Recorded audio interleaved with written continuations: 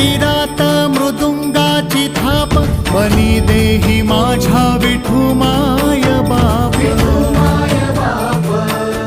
टाळ चिपळ्यांच्या संत